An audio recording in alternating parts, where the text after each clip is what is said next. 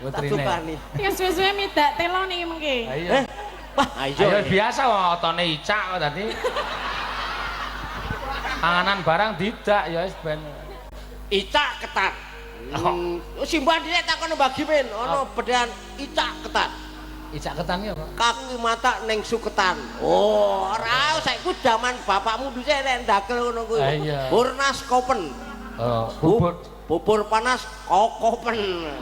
Ro ndulwati. Napa niku?